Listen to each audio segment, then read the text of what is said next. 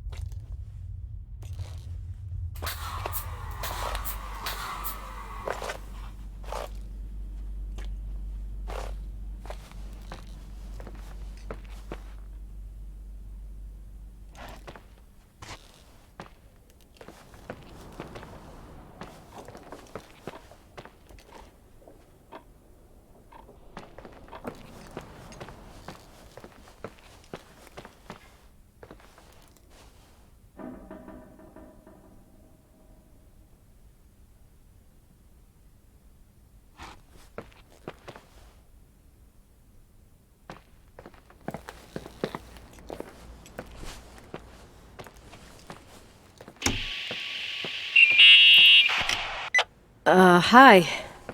I was thinking, there really could be a repressed reason as to why you ended up there.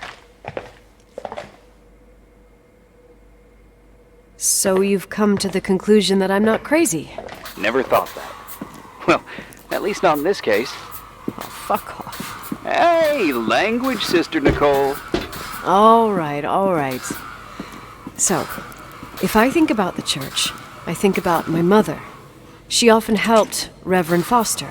She decorated for holidays, did fundraising, and put up booths to involve the whole community in parish activities, you know, that kind of stuff.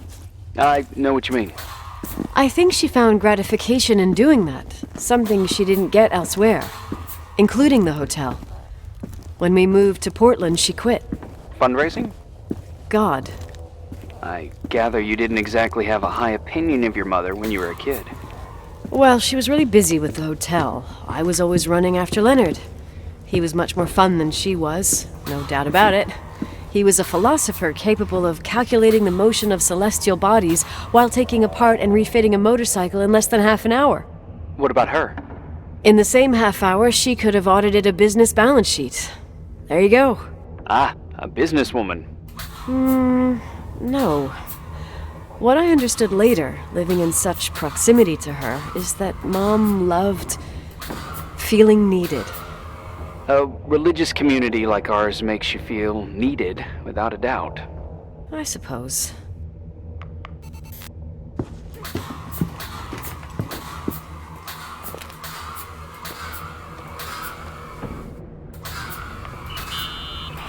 Nikki?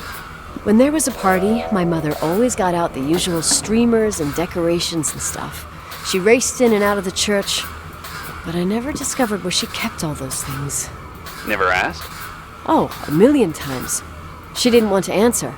She said they were in a safe place. A real mystery. What kind of decorations could they have possibly been? Nothing explosive. It's just that I had the bad habit of sneaking all over the place and forgetting what time it was. There was that huge lady, the assistant cook, Mrs. Bryce. She used to get so mad. A judicious girl. They promised to reveal the secret storeroom when I got older, but I must have forgotten. The mystery of the secret storeroom. Ooh, sounds good. The riddle! What are you talking about?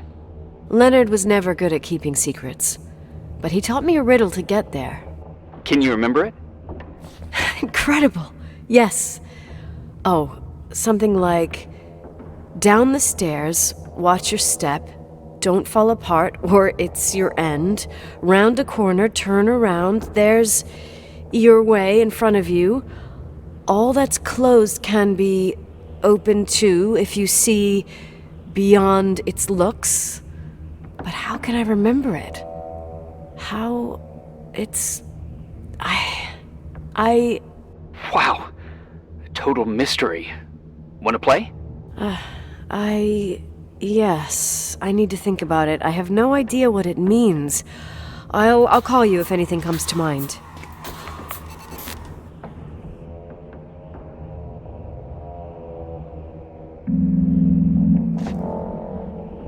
You want to play the organ in a church in the middle of the night? Really? Hey, what are you doing there? Dunno. I think you stayed on the line. Didn't notice. I'm a Phantom of the Opera fan. It's been years since anyone played it. My mother's heart would break to see it like this. She adored it. You should take it with you. To play it. In Portland. You're better off listening to a cat in heat than my scales. Well, you can always pick it up again. Even if I don't think it's crucial. I mean, playing the organ. Yeah, right. Tell that to my mom. Essential part of a woman's education, I must admit. Oh, poor Mom. She had a daughter that would rather dig for gold at Hunter's Gulch till the cows came home. I can totally picture you. Then there was Rachel, who reminded me how useless I was in music. Look how good Rachel is. Look how she puts her mind to it. She doesn't know how to read, but she's got a real ear for it. While I was considered the illiterate artist in the house. If Rachel had been around, she would have improvised Beethoven's Ninth. Was she so perfect? Yes. I'm only just now realizing how jealous I was. Keep looking.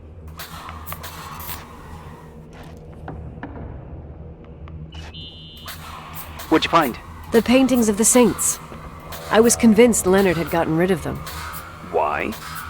He liked saying that it was more likely to find God in a supernova than in a church. I don't see what he had in common with the Reverend Solomon Foster. They mostly talked for long stretches, in between chess moves up in the attic. United by pawns and bishops, but divided by the saints.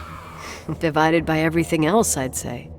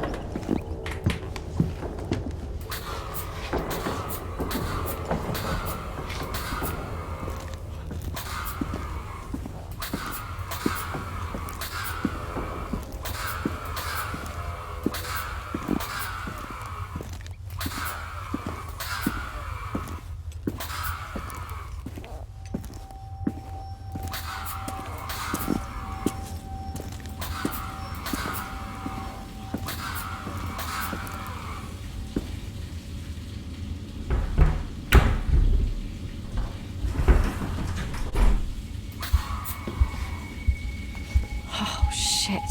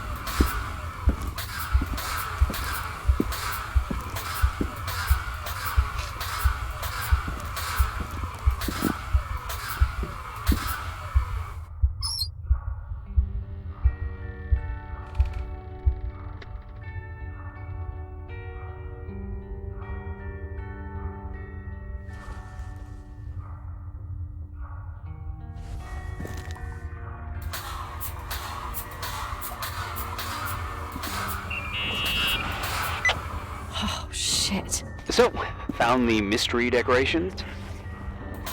No. No decorations. Is everything okay? I found something. What? It's like someone built some kind of bedroom. Irving, you there? Of course, yeah. What bedroom? Tell me what you see. Okay. There's some windows drawn on the walls. Books. Sheet music. A pink bed. It's like a kid's room. No way. I'm not entirely sure I'm actually awake. Nikki, I think you should get out of there now. Wait. There's gotta be an explanation. Okay, that's it. Now I'm calling the head office in Billings. I'm telling them it's a code red emergency, so they'll have to... Jesus Christ, Irving. What? This is all Rachel's stuff. Understand? It's her room, a replica. You don't know that. You can't know what her room looked like.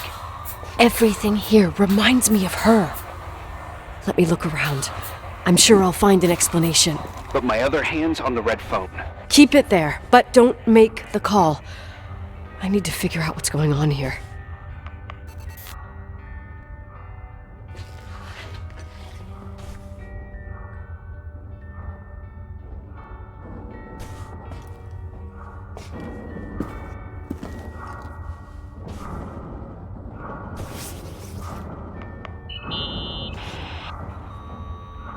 Hey, can you hear me?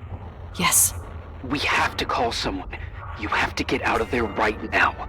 No, I found a key. It's from my old music box, the one in Leonard's room. I'm having a hard time following. If everything in here is Rachel's, then why is my music box's key here? I don't know and I don't want to know. Tell you what I think? Someone could have been in your room. It doesn't matter. How can you be so calm? If someone was in there, he's not here now. I need to grab the chance to figure out what the hell is going on, or went on, here.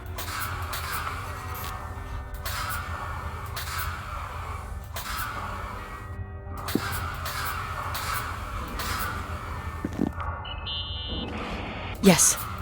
Nicole, listen. I already know what you're gonna say, but please trust me. Get out of there. Please, you're not helping. You do realize you found the replica of a dead girl's bedroom. This is sick. This is The more things get freaky, bizarre, and painful, the more I need to figure out why. Why all of this? We'll figure it out. With the sheriff. Once you're out of there, into a safe hotel room in town. Please, just... Listen, a bunch of strange things happened since I got here. Think about it. Phone calls on a dead line. Old lipsticks that don't go bad. Leonard's notes where he says he saw a girl that's supposedly been dead for 10 years, and now this! All good reasons to get out of there. We both agree that saving your skin is top priority, right? I've looked over every inch of this place, and there's no one. If it's true, you realize what that means. What? What are you trying to tell me? Your father, he spent years in there, in total solitude. With the weight of his family and Rachel on his conscience, He wasn't the kind of guy to just let the past slide with a shrug. You know that too. You're joking, right? You think he did this? Think about it. That room could be an act of love. Distorted, even morbid, but in his eyes... How dare you? My father might have had a lot of weaknesses, but surely what you're saying... Leave out that he cheated on my mom. Leave out that he fell in love with a 16-year-old, but fucking hell, don't you dare even think that! He would never have built a fucking underground shrine for a dead person. Your father had changed in the end. You didn't spend time with him, but I met him, and I'm telling you. No! I don't give a shit about what you have to say. I just want you to know that... If you don't want to help discover the truth, don't call me.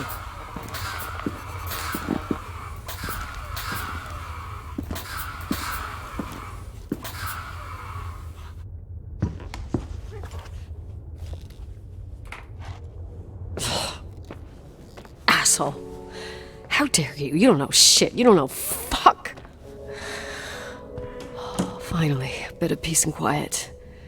It'll help me clear my head without those incessant phone calls. I'm not a fucking switchboard, for fuck's sake. Okay, let me piece things together. I just found out there's a room dedicated to Rachel Foster in my father's hotel. Maybe with items from her real room. Holy Jesus, that's freaky. Some people think she didn't commit suicide, and some even think she's still alive.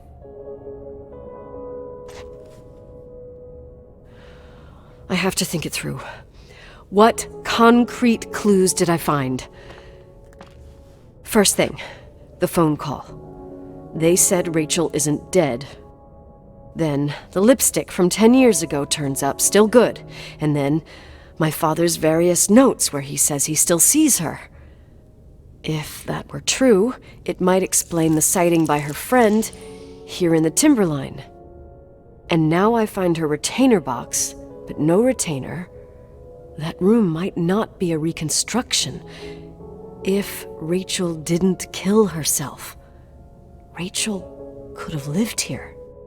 But if she's still alive, why doesn't she tell her parents? Unless they're all in cahoots. No suicide, no timberline money. No, I'm just being paranoid. And then there'd be no reason for her to live in a fucking underground replica of her room. My key in the middle of Rachel's stuff. Is it a message? Where do I fit in? Are you trying to tell me something, Dad? My music box with the hockey player. I don't think I have the guts to hear that tune again. But I must.